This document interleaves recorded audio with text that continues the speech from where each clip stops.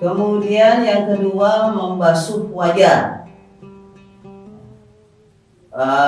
Batasan wajah di sini adalah mabaina manabitish sya'ril ra'si ghaliban, yaitu antara tumbuhnya rambut di bagian kepala wa akhiril lahyain, dan akhir daripada dagu kita pada wajah kita.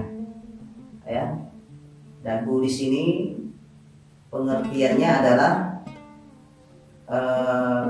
tulang, dua tulang papan kiri dan kanan, ya, yang nanti bertemu pada wilayah dagu kita, itu wajah kita, ya. Jadi lahyan di sini adalah dua tulang yang tumbuh di atasnya gigi bagian bawah, gigi kita yang bagian bawah, ya.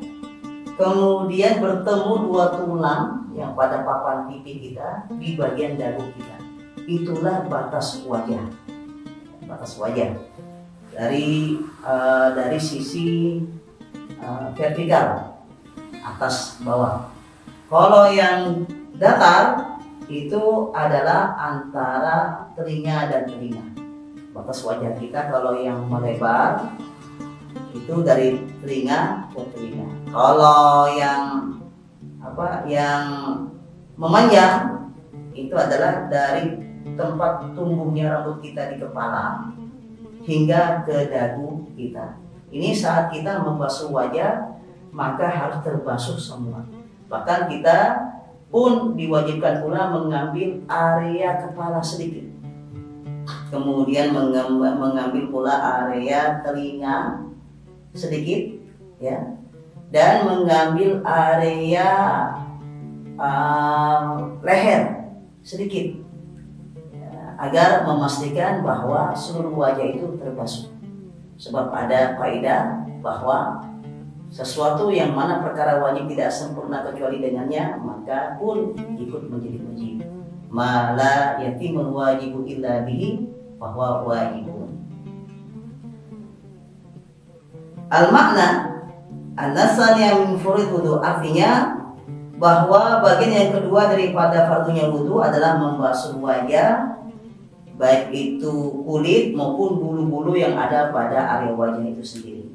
Maka harus menyampaikan air ke wilayah dalam bulu yang tipis maupun tebal. Bila di wajahnya itu ada bulu-bulu, maka harus air itu harus sampai kepada rambut-rambut itu, baik tipis maupun tebal.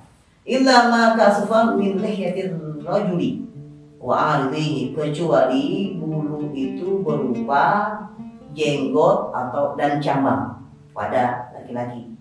Jadi ada pengecualian, kalau jenggot dan cambang dari seorang lelaki dan keadaannya tebal, maka cukup basuh di bagian luarnya saja. Andaikan nanti ada sesuatu yang dipandang aneh, umpama perempuan, ada sosok perempuan dia bercambang dan berjenggot tebal, maka untuk seorang perempuan berbeda dengan laki-laki, dia harus membasuh kulit wajahnya, ya, atau membasuh jenggotnya itu hingga menembus kepada kulit di bawah jenggotnya yang tebal. Itu untuk perempuan, berbeda dengan laki-laki. Kalau laki-laki tidak mendapat kemurahan dalam agama, cukup dibasuh di bagian luarnya saja, di bagian area permukaannya saja. Kemudian yang ketiga adalah ghuslul yadaini ma'al mirfaqaini, membasuh kedua tangan hingga siku.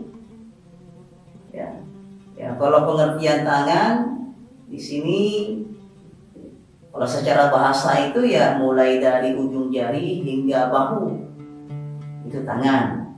Tetapi kalau secara syariat, ya, membasuh tangan dalam ketentuan berwudu tidaklah hingga bahu, tapi dibatasi hingga siku saja, ya, sebagaimana yang ada pada Quran, sebagaimana keterangan yang terdapat di dalam Al-Quran.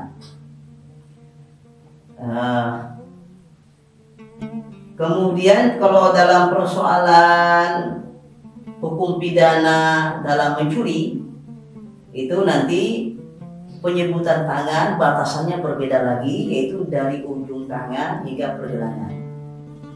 Jadi tangan yang dibahas dalam fikih ini bisa saja nanti punya batas yang berbeda tergantung konteksnya apa. Kalau wudu berarti dari ujung jari hingga mengambil sedikit bagian siku, ya.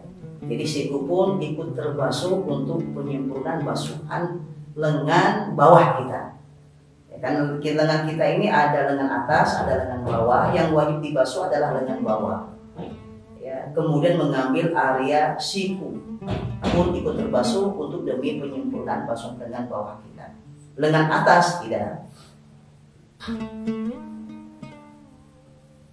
Artinya bahwa yang ketiga dari fardunya wudu itu membasuh kedua tangan dan apa-apa yang terdapat di atasnya. Umpama ada bulu ya, basuh semua. Wasil atin atau ada daging lebih, ada kutil umpamanya di area tangannya, di lengannya, itu pun wajib terbasuh semua. Wadhafira, begitu juga kuku-kuku kita pun ikut terbasuh. Ya. Watajibu izalatu ma'alaihi iman minal ha'ili, dan wajib pula menghilangkan apa yang ada pada kedua tangan kita berupa penghalang tembusnya air. Kalwasakhi al-mutarakini, sebagaimana kotoran yang menumpuk, min ghairil araqi, dari selain keringat, atau bukan daki, ya. Kalau daki itu adalah kotoran yang menumpuk oleh keringat. Ini tidak, ya. Illam yata'adzar faslu, ketika memang sulit melepasnya. Fa in kana minal araq, tapi kalau bila itu dari keringat, yang biasanya kita sebut itu daki, mungkin jarang bergosok, ketika dia mandi akhirnya banyak dakinya, itu tidak menjadi soal, tidak menjadi sesuatu yang menghalang sampainya air pada titik.